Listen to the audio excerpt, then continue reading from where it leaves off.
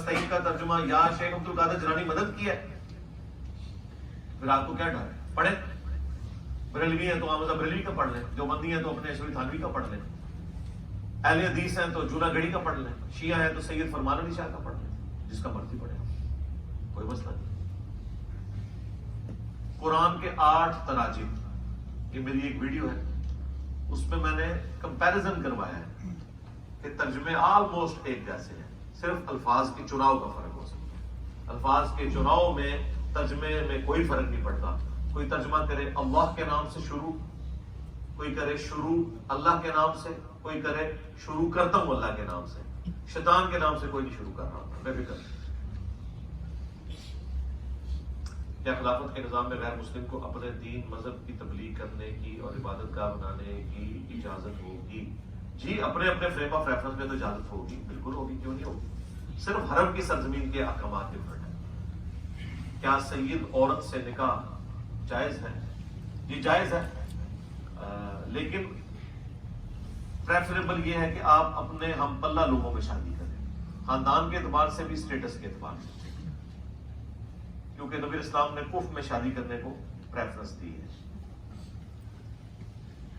اہل بیت کشتی نوح کی طرح ہے، جو ان میں بیٹھے گا پار لگ جائے گا، کیا یہ حدیث سے ثابت ہے؟ یہ حدیث ہے، صحابہ کرام ستاروں کی مانند ہیں، اور اہل بیت جو ہے وہ کشتی کے مانند ہے۔ اسی پہ والا حضرت نے شعر لکھا ہے نا، اہل سنت کا ہے بیڑا پار اصحاب حضور، نجم ہے اور ناؤ ہے عطرت رسول اللہ کی۔ وہ کہتے ہیں اہل سنت کا بیڑا پار ہے، کیونکہ کشتی میں جو چلنے کے لیے ستاروں سے راستہ تلاش کیا جاتا ہے وہ صحابہ کرام ہے، اور ناؤ کشتی جو ہے وہ عطرت ہے، رسول اللہ کے اہل البیت ہے۔ یہ حدیث ہے جامعہ ترمذی میں کہ نبی اسلام کی عطرت جو ہے وہ اہل البیت جو ہے وہ کشتی کے مانند ہے، لیکن اصول محدثین پہ روایت ضعیف ہے۔ لیکن اپنے متن کے اعتبار سے، اپنے عقیدے کے اعتبار سے، وہی صحابہ اور اہل بیت ہی ہیں جنہوں نے ہمیں دین سکھایا، اس میں کوئی دوسری رائے نہیں۔ اگر اولاد کی تربیت ٹھیک نہ کرے اور اخلاقی برائیوں میں ملوث ہو تو کیا اولاد ان کے لیے بد دعا کر سکتی ہے ماں باپ کے لیے؟ نہیں، بد دعائیں کیوں کرے، دعا کریں یار، خدا نہ جائے، بد دعائیں کیوں کریں گے؟ دعا کریں اللہ تعالیٰ ان کو معاف کرے، اپنے انجام کو پہنچ چکے۔ کیا اہل بیت کی محبت میں علم گھر میں لگا سکتے ہیں؟ نہیں جی، یہ علم اور پنجے وغیرہ یہ کوئی اہل بیت کی محبت نہیں، اہل بیت کی محبت ہے ان کا مشن آگے لے کے چلنا۔ حضرت خدیجہ سے نبی اسلام کا نکاح کس نے پڑھایا تھا؟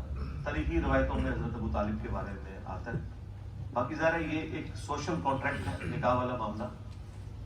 ایون نبی اسلام کی بعثت سے پہلے جو لوگ تھے، یا ایون آپ کے اعلان نبوت کے بعد بھی جو لوگ ہیں، اگر بعد میں مسلمان ہوئے تو نبی اسلام نے ان کا تجدید نکاح والا معاملہ بھی نہیں کیا، اس کو باقی رکھا۔ آپ اپنا یوٹیوب چینل مکمل مونیٹائز کر کے آنے والی رقم سے غریبوں کی مدد کیوں نہیں کرتے؟ کافی دفعہ بول چکا ہوں، مہربانی، شکریہ۔ بیماریوں کی وجہ سے اگر انسان میں چڑچڑا پن آ جائے اور اس کے اخلاق اچھے نہ ہو اور وہ بات کرتے ہوئے بھی لڑے تو کچھ بینیفٹ آف ڈاؤٹ ملے گا۔ اگر اسے تو پتا چل رہا ہے کہ یہ خود کر رہا ہے پھر تو بینیفٹ آف ڈاؤٹ کوئی نہیں، اور اگر اس کو کوئی اختیار نہیں ہے پھر اللہ اور بندے کا معاملہ ہے۔ تو بہتر یہ ہے کہ خوف خدا کو اپنے اوپر غالب کریں اور اپنا علاج کروائیں، انشاءاللہ معاملات سیٹل ہو جائیں گے۔ کیا انگوٹھی تعویذ کے طور پر پہنی جا سکتی ہے؟ نہیں جی، تعویذ کے طور پہ نہیں پہن سکتے، ویسے سنت ہے پہننا، تعویذ نہیں۔ تعویذ اللہ کے نبی نے آپ کو دی ہے نا صلی اللہ علیہ وآلہ وسلم، آخری 3 صورتیں صبح و شام 3 دفعہ، ابو داؤد میں ترمذی میں حدیث ہے، ہر چیز سے تمہیں کفایت کر دے گی، اور رات کو سونے سے پہلے آخری 3 صورتیں 3 دفعہ پڑھ کے اپنے ہاتھوں میں تھو کے جسم میں ملنا۔ المعوذات 3 تعویذ، 3 پناہ دینے والی صورتیں۔ شیطان نے اللہ تعالیٰ کے ساتھ ضد کیوں لگائی، حکم کیوں نہ مانا؟ تو آپ لوگوں نے کیوں ضد لگائی دی ہے؟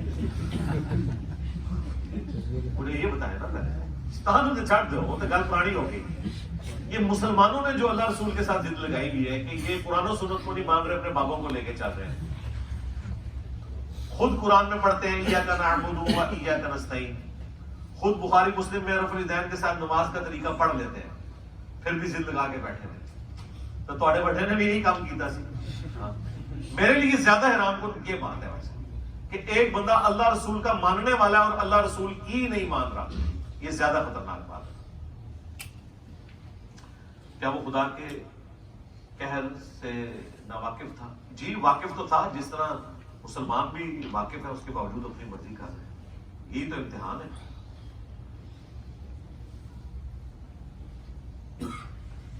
میں نہیں کرتا ہوں، اکثر ہمیں پتہ نہیں ہوتا کہ ہم نے جو کام کلائنٹ کے لیے کیا ہے وہ آگے کس پرپس کے لیے استعمال ہو رہا ہے. کیا اس صورت میں کمائی حلال ہوگی؟ اگر وہ کام جو آپ کر رہے ہیں وہ ٹھیک ہے، اس کام میں کوئی خرابی والا معاملہ نہیں ہے، تو بس آپ تو اسی کے پابند نظر ہے. وہ آگے کہاں استعمال ہو رہا ہے، اتنی بڑی کرالری تو نہیں بنائی جا سکتی. جو لوگ انگلیوں میں یا ویسے اپنے پاس پتھر وغیرہ رکھتے ہیں کسی بھی نیت سے، کیا وہ جائز ہے؟ کسی بھی نیت سے تو جائز نہیں ہوگا. یعنی ویسے آپ نے پسند ہے آپ کو پتھر جمع کرنا، اس کے ساتھ اپنی تقدیر نہ جوڑیں. بخاری مسلم میں حدیث ہے، حضرت عمر نے کہا کہ اے حجر اسود تو ایک پتھر ہی ہے، نہ کسی کو نفع دے سکتا ہے نہ نقصان. اگر میں رسول اللہ کو نہ دیکھتا کہ وہ تجھے چوم رہے ہیں تو میں چومتا بھی نہ. حالانکہ جامع ترمذی میں آیا کہ یہ جنت کا یاقوت ہے. اگر حجر اسود جو جنت کا یاقوت ہو کر بھی کسی کو نفع نقصان نہیں دے سکتا تو تھوڑے بٹے نے شاہی کوئی.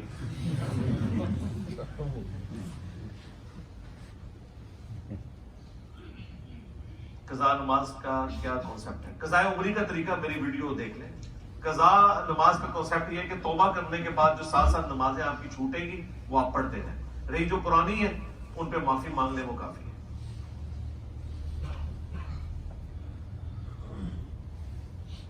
میرا کالج کا اسلامیات کا ٹیچر میرے ساتھ زبردستی مناظرہ کرتا ہے، میرا دل نہیں کرتا مناظرہ کرنے کا. اس حالت میں کیا کیا جائے؟ شکایت لگائیں جا کے پرنسپل کو، اور کیا کریں؟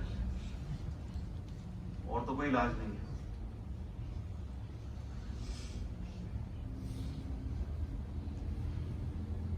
کیا 3D کریکٹر بنانا حلال ہے؟ اس پر کیا شرعی حکم ہے؟ بچنے میں ہی عافیت ہے. البتہ اگر کوئی کسی کی تعلیم کے لیے ہے جس میں اوریجنل کسی کی شکل نہ لی جائے، آپ تھیوریٹیکل شکلیں ہوں تو وہ معاملہ علیحدہ ہے، اس میں کوئی گنجائش نہیں کر سکتی ہے. لیکن جو اوریجنل لوگ دنیا میں موجود ہیں ان کے 3D کریکٹرز آپ نہ بنائیں. اس میں تو حقوق العباد والا بھی معاملہ آ جاتا ہے کہ ایک بندے کو پتہ ہی نہیں آپ نے اس کی شکل کا کریکٹر بنا کے وہ اس طریقے سے تماشا لگانا شروع کر دیا. کافروں کے ساتھ کس حد تک مل کر کام کر سکتے ہیں؟ ہر حد تک کر سکتے ہیں، سوائے جو شریعت نے منع کیا. اس کے لیے میں نے پچھلے دنوں جو ویڈیو ریکارڈ کرائی ہے وہ آپ دیکھ لیں، جس میں میں نے کافروں کے ساتھ جو 10 قسم کے معاملات ہیں، سلام کرنا اور باقی ساری چیزیں وہ بیان کی ہیں، وہ آپ دیکھ لیں.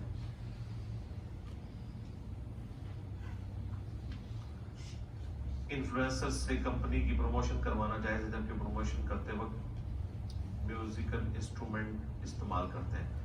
تو میوزیکل انسٹرومنٹ کی بجائے دوسری ساؤنڈز کا ان کو استعمال کرنے کا کہنا. باقی اگر آپ کے پاس وہ اختیار نہیں ہے تو اس کا وبال ان کے اوپر ہوگا، آپ پہ نہیں ہوگا. میں مرچنٹ نیوی میں ہوتا ہوں. 8 مہینے کے کانٹریکٹ کے لیے ایجنٹ کو پیسے دینے ہوتے ہیں اور یہ ہر دفعہ دینا پڑتا ہے. تو یہ پیسے ایجنٹ کو دینا رشوت میں آتا ہے. جی ظاہر ہے، اور کیا پیسے دینا ضروری ہے کیونکہ پاکستان میں شپنگ کی کوئی کمپنی نہیں ہے. ظاہر ہے یہ تو لینے والا مجرم ہے، لیکن اگر آپ کو مجبور کر رہا ہے اس حوالے سے تو پھر آپ کے اوپر تو کوئی گرفت نہیں ہے. لیکن بہتر یہ ہے کہ آپ کوئی اور راستہ پھر اختیار کریں بجائے اس کام میں پڑھنے. اور اگر کوئی اور راستہ نہیں ہے آپ کے پاس تو پھر صرف لینے والا مجرم ہوگا، دینے والا تو مجبور ہے. جس طرح ہمیں بعض اوقات بجلی کا میٹر لگوانے کے لیے بھی رشوت دینی پڑ جاتی ہے. میرے گھر والے بابوں کی جھوٹی کہانیاں بتاتے ہیں، ان سے حوالہ مانگو تو آگے سے کہتے ہیں وہ زیادہ بڑے عالم تھے، ان کو زیادہ پتا تھا. اس صورتحال میں کیا کریں؟ اس صورتحال کے لیے تو چشتی رسول اللہ تھا بھی رسول اللہ ہے. انہیں کہ ان کو یہ پتا تھا، یہ بتائیں ان کو. اور اس کے بعد انہیں کہیں گے اچھا وہ بڑے عالم تھے، ذرا بتائیں قرآن کا کون سا ترجمہ انہوں نے لکھ کے امت کے حوالے کیا، کوئی حدیث کی کتاب ٹرانسلیٹ کی ہو. دیکھیں کتنے یہ چلاک ہوشیار تھے، اپنی کتابیں نیٹو لینگویجز میں لکھتے رہے. یعنی اگر کوئی پنجابی تھا نا تو وہ شاعری پنجابی میں ہی کرتا رہا.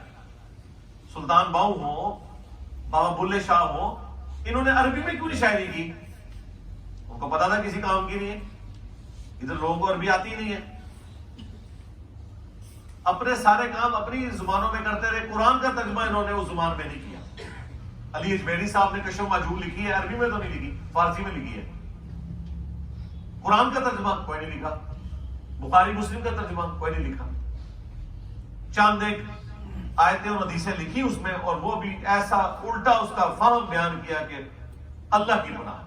انسان کہتا ہے یار اس میں سے رزلٹ دور دور تک نہیں نکلتا.